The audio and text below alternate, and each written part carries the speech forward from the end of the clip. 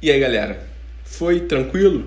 Estamos no segundo vídeo já, cara. Equilíbrio químico é um tema muito extenso.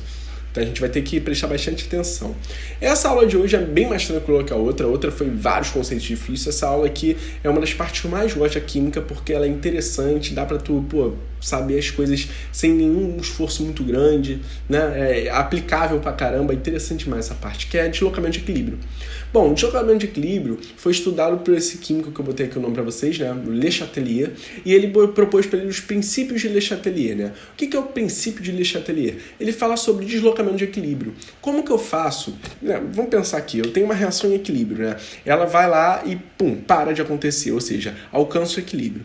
Como que eu faço para promover perturbações nessa reação a fim de que esse equilíbrio seja deslocado para a produção de produtos ou de reagentes de acordo com as minhas necessidades? Bom, esse deslocamento de equilíbrio ocorre de diversas maneiras e a gente vai ver cada ponto de uma vez. O primeiro ponto que a gente vai ver é a concentração. Como que a concentração interfere no meu equilíbrio? Bom, o meu equilíbrio ele é fixo, não é uma constante. Esse valor ele não muda se eu não mudar a temperatura. Só muda quando eu mudo a temperatura. Então, o que acontece é que quando eu causo uma perturbação no meu sistema, esse sistema começa a se reorganizar a fim de atingir o equilíbrio original. Aqui ele está te mostrando, né? Está te falando mais ou menos o que acontece. Quando eu adiciono um reagente, ou seja, eu aumento a concentração de um reagente, eu desloco sempre a minha reação para o sentido oposto. Aqui eu botei uma página em branco para a gente poder desenhar. Então, aqui eu vou pegar um exemplo para vocês. Tá bom? Vamos pensar aqui num exemplo legal de equilíbrio. Vou pensar num dos processos de formação da chuva ácida. Então eu tenho SO2 reagindo com meio de oxigênio, formando SO3. Tranquilo? Todos aqui são espécies gasosas, ou seja, todos eles participam do meu equilíbrio. Bom, o que acontece aqui? O que acontece aqui é o seguinte, imagina que eu vou lá e pego a concentração de SO2 e aumento ela.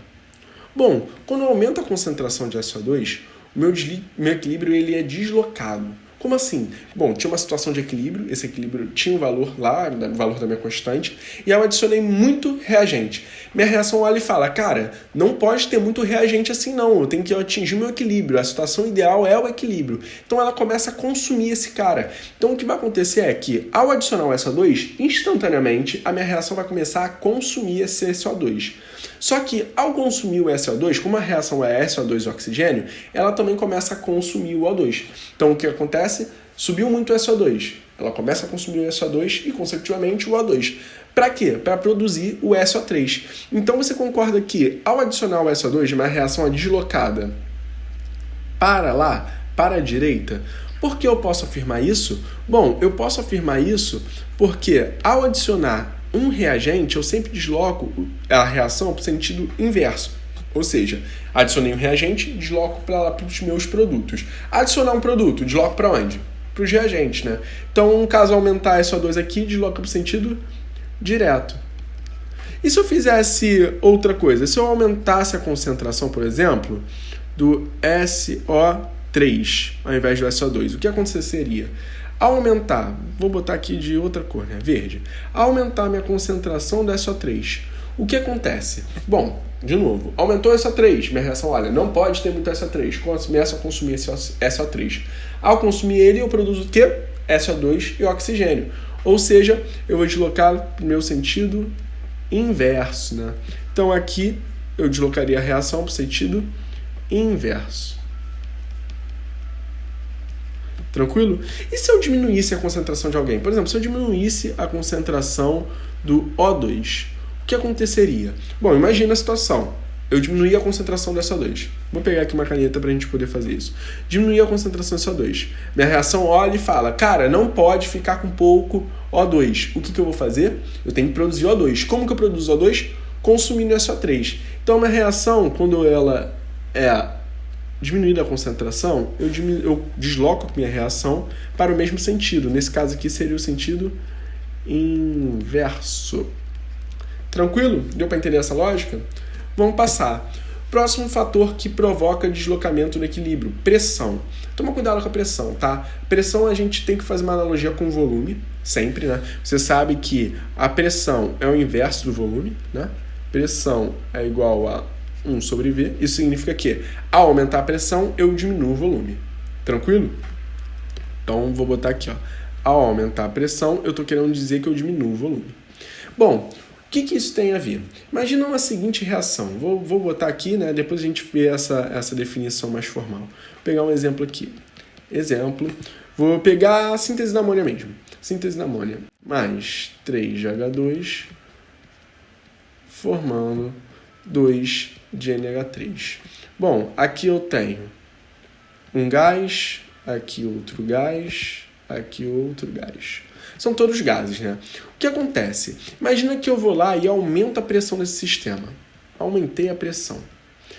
Bom, isso significa que eu diminui o volume, ok? Se eu diminuo o volume, eu tenho mais ou menos espaço. Pensa nisso, né? Volume é espaço. Se eu aumento a pressão, eu estou querendo dizer que eu diminuo o volume. Se eu diminuo o volume, eu tenho menos espaço. Se eu tenho menos espaço, você vai querer ter mais ou menos moléculas dentro?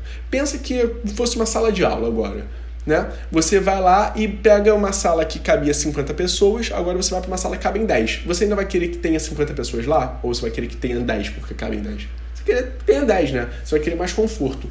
As moléculas, elas pensam parecido, né? Se eu vou diminuir o volume, eu sempre vou querer ter menos espécies. Então, o que eu vou ter que fazer aqui é analisar o número de moléculas. Aqui eu tenho 4 mols de gases e aqui eu tenho 2 mols de gases. Então, não é direto. Pressão tem que fazer análise por análise. Bom, aqui, aumentar a pressão significa diminuir o volume. Diminuir o volume eu vou deslocar para onde? Para onde tem menos espécies gasosas. Sempre gasosa, tá bom? Nesse caso aqui vai ser o nosso sentido direto. Por quê? Porque nos meus produtos eu tenho menos número de moléculas. Bom, a gente vai fazer a análise inversa, mas a análise inversa é bem tranquila, né? E se eu diminuo a pressão? É a mesma coisa que aumentar o volume. Aumentar o volume nesse caso é deslocar para onde tem mais, né? Tem mais espaço, então posso ter mais pessoas. Então, nesse caso, seria o sentido inverso. Bom, interessante que você saiba algumas coisas. Que coisas são essas? Vamos botar um OBS aqui, né? Quais são essas coisas? O aumento da pressão, quando a gente está falando, só está falando diretamente da relação volume, né? Como assim? Quando eu aumento a pressão por adição de um gás, né? Por exemplo, a concentração de um gás, você também aumenta a pressão, né? Imagina que eu começo a injetar um gás lá dentro, eu consigo fazer a pressão aumentar. Pensa no pneu de bicicleta. Você começa a injetar gás lá dentro, a pressão do pneu aumenta. Só que, se eu estiver falando de um gás que participa da reação, por exemplo, eu começo a injetar N2 na reação aí. Bom, estou injetando N2 nessa reação, N2 faz parte da reação, então eu também estou aumentando só a concentração. Eu posso pensar pela lógica da concentração. Se eu adiciono N2, eu estou deslocando a reação no sentido direto. Bom, agora, se eu adiciono um gás inerte, um gás que não participa aqui, se eu adiciono hélio nessa reação, ele também vai aumentar a pressão do meu sistema. O que acontece com o meu equilíbrio? É importante você saber que não aconteça nada. Adição de gás inerte, aumentando a pressão do sistema, não altera o equilíbrio. Tranquilo? Tu não pode esquecer isso, cara. A adição de um gás inerte não altera o equilíbrio. Temos também a temperatura. Temperatura, cara, é uma parada mais tranquila de ser dado. Por quê? Imagina que você tem uma reação qualquer aqui. Você tem essa reação aqui, olha. A mais B dando C. E essa reação tem o ΔH menor que zero. Bom, você analisando ΔH, você que é craque em termoquímica, sabe que ΔH menor que zero, ou seja, negativo, só pode ser reações exotérmicas. Essa informação, ela está falando diretamente... Eu vou apagar aqui que eu toda hora estou escrevendo a seta errada, né? Isso aqui quer dizer, necessariamente pra gente, que a reação direta é exotérmica. Ou seja, isso quer dizer que a reação inversa tem que ser uma reação endotérmica. Entende esse conceito? Então, ao aumentar a temperatura, o aumento da temperatura, nesse caso, ou em qualquer outro caso, desloca sempre para o sentido endotérmico. Que nesse caso é o sentido 2, ok? Já a diminuição da temperatura, em qualquer caso, e nesse não vai ser diferente, desloca para o sentido exotérmico. que nesse caso é o sentido 1. Tranquilo? Bom, para terminar, eu vou falar aqui um outro OBS, né? Essa aula ficou cheia de OBS, que é o catalisador. Catalisador geralmente aparece nas questões de equilíbrio para te confundir. Qual é a função do catalisador? O catalisador ele tem a função de aumentar a velocidade da reação, acelerar a reação.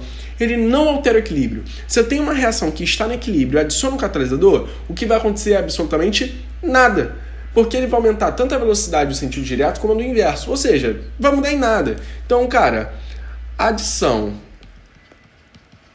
de catalisador não altera o equilíbrio. Ok? Você não pode esquecer isso. Bom, galera, era isso que eu queria falar com vocês. Aula maneira, eu gosto muito do tema irado. Então aproveite, estude, faça exercícios, que na próxima aula com certeza a gente vai estar fazendo exercício junto, ok? Beijão!